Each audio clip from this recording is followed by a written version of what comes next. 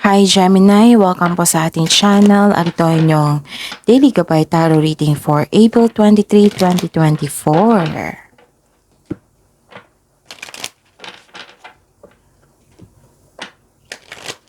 Please be reminded that this is general reading po, so maaari kayo makarelate o hindi. Just take what resonates.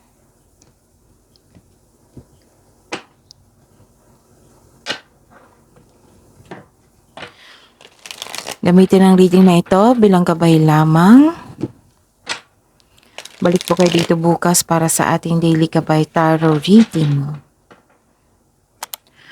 Please like, subscribe, and click bell button for notification para updated po kayo sa daily tarot reading natin. Para po sa gusto magpa-reading, maaari niyo pong makuhang link.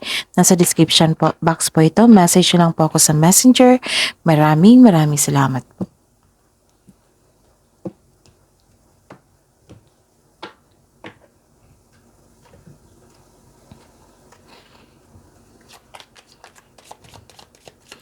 Spirits guys, mga ganap po sa araw na ito ngayong April 23 to 24. April 23, 2024 para po kay Gemini. I need 2 cards more po. Gemini.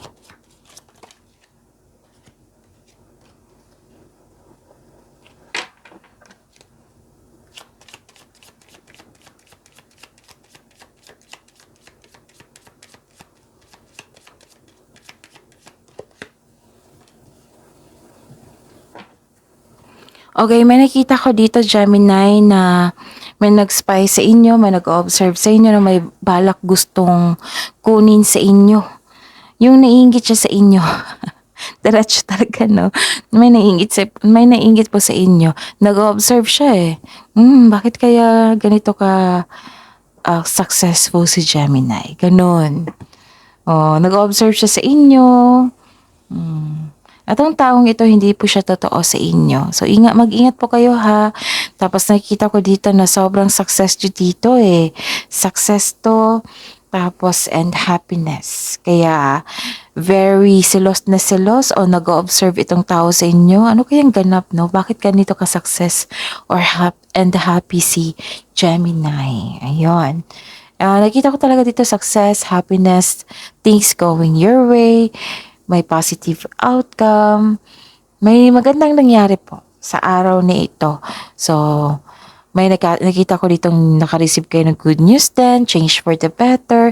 May nakita nga akong buntis dito. Paano maka-receive kayo ng balita na buntis, pwedeng kasal.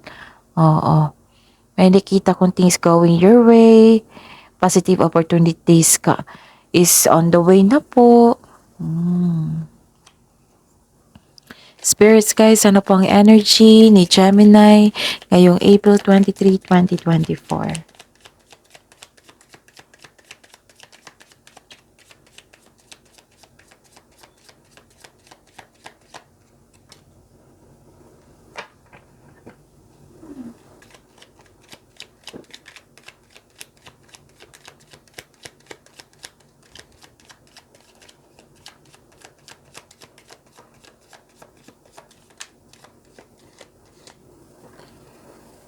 Okay. So, your energy, Gemini. By the way, Gemini, sa mga hindi pa nakapanood dito, may separated video po. Gemini, lalo na yung ngayon, 'di ba? Daily Gabay Tarot reading nyo po hanggang 30. Hanggang 30 na kasi absent na ako nung isang araw. Kasi kailangan ko mag-rest po, magpahinga. Okay? So, hanggang 30 na po. 19, 29. Okay, kasi 10 days eh. So, 30 hanggang 30. So, supportahan nyo po ha kasi requested and sponsored by Miss M ito. Baka maulit na naman. Kasi nagtanong ito si Miss M eh. Okay, at nakita niya rin yung support niya sa kanyang request. Kasi general reading to eh. Maaring para sa lahat po ito. Kung nakaresonate kayo, comment down. Kung hindi kayo nakaresonate, ibigay nyo po sa iba, okay? Tapos, supportahan nyo po yung reading from April 19 to 30. Kasi sponsored and requested by Miss M yan para sa lahat ng Gemini. Kasi gustong magbigay si Miss M. Hindi ko tinanggap kasi sobrang laki. Oo. Tapos ayun, nag-decide na lang siya ng gano'n. So, tinake ko. Kasi may service na kapalit 'di ba? So, tinake ko kasi alam kong magiging happy kayo, Gemini. So, support nyo ha from April 19 to 30, 2024. Tapos, yung baka sa ilan sa inyo hindi pa nakapanood sa April 16 to 30, 2024 na Career and Money in Love reading nyo po. Okay? And coming na din yung May 2024 Kabay Tarot reading nyo po, monthly 10. Tapos, open na rin po, tumatanggap na ako sa mga suki ko dito sa sa monthly Kabay Tarot reading nyo po. Open na po, tumatanggap na po ako ng personal reading. Check nyo po yung link dito sa baba ng description box nyo po. I-click nyo po yan and message me for inquiry and for booking. Maraming salamat po. Okay, tingnan natin ha. So, Gemini, ngayong April 23, 2024. Okay. Okay. Huwag kayong maniwala sa chismis. Kasi itong taong ito is chismoso or chismoso eh. Huwag kayong maniwala sa chismis ha. Mag-fact check nyo muna kayo. Kasi, nung yung dumating na chismis, naniwala kayo agad na hindi kayo nag-fact check. So, fact check nyo muna. And huwag kayong magpadalos-dalos sa paggawas ng desisyon. Huwag kayong magpabaya po. Kailangan po ng wastong plano dito bago kayo gumawa ng desisyon. May bata po sa inyo, mas bata sa inyo or kayo ito. Basta po may nagre-reklamo regarding sa responsibilidad. Yes, nagre-reklamo po siya sa responsibilidad. Nakita ko dito may naging perfectionism.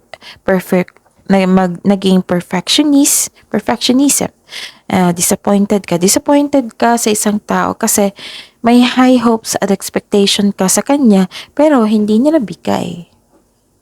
Yung may tao or offer na hindi na nag-offer tapos hindi natuloy. May tao rin din na hiningan nyo ng tulong pero hindi siya handang magbigay ng tulong po. Career and Money po ni Gemini ngayong April 23, 2024.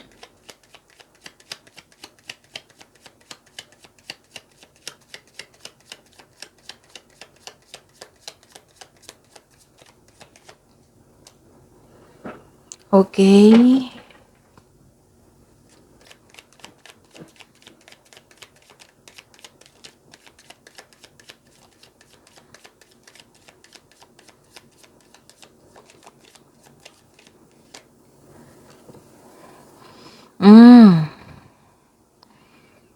Sa career and money niyo po, Gemini, may nakita ko dito na you're releasing grudges, letting go of grudges.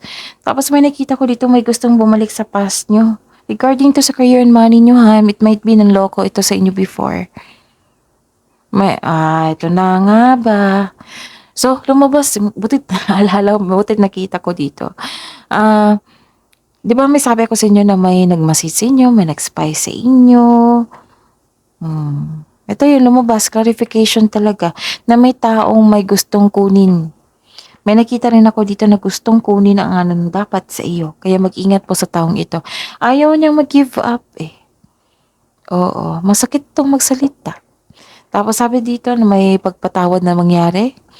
Even if you do not speak directly to the person, you can set yourself free by forgiving someone in your own mind and heart na hindi na kailangan na mag-usap kayo para ito sa magkaroon kayo ng peace of mind. Kaya I advise to accept and forgive po. Okay? Ano pa? Pasensya to eh. Si Gemini. Okay.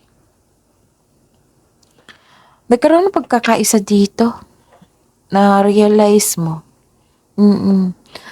May masungit kang customer, pwedeng may masungit kayong customer, client. na naging sensitive, kaya kailangan yung mahaba ng pasensya at ingatan ninyong pinagsasabi dyan.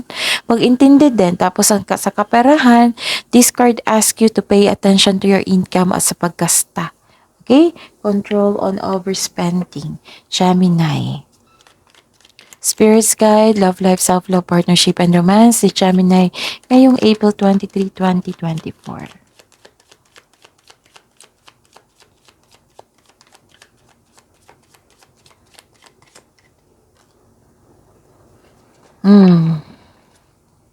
May celebration pero ayaw niyong i-celebrate. Bakit? Pagod? Pagod sa trabaho? Ay, gusto niyo magpahinga. Okay. Kasi pagod kayo. May tagumpay po eh. May celebration po na magaganap sana. Pwede yung celebration ito na, anong tawag nito? Celebration na monthsary, anniversary, wedding. Pero may pagod kayo dito. Pagod sa trabaho. Sure ako, pagod sa trabaho kasi dalawang card na nagsabi. Yes, yes. So, ayun. Drained kayo eh. Pwedeng emotionally drained or drained. Kasi may nakita kong too much eh. Like for example, example to ha, kung mahilig kayo sa Korean drama, 'di ba? Lalo na't maganda yung Korean drama from from episode to 5 lang ako. Ngayon, maganda na yung palabas.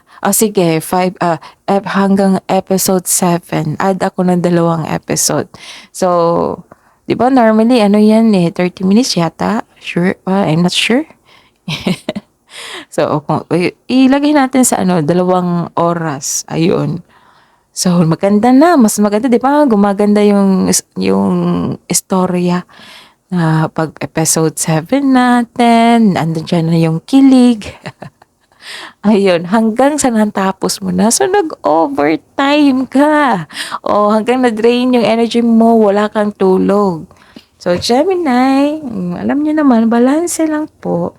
Kasi may sobra eh. Alam nyo naman na pag sobra, nakakasama na yan sa inyo. Some of you, may concern kayo sa alak. May alak dito eh. Pwede din na naging too much ang pag-inom. May tension din ako nakita, may away ako nakita. May nakipag-flirt, may concern sa third party issue. Yes. Pero pahinga kayo dito ha. Magpahinga po kayo. Handa pa rin ako lumaban pero magpahinga ako. Ganon. Magpahinga po kayo kasi sobrang pagod nyo. May nakita naman akong celebration dito. Celebration, victory. At nagpahinga kayo, may pagsisiyasa sa sarili. Some of you nga, ayaw nyo makipagrelasyon. Ayaw nyo makipagrelasyon. Sa mga single dito, ayaw nyo makipagrelasyon o ayaw nyo magtanggap ng date. Ganon. Tapos, ano pa?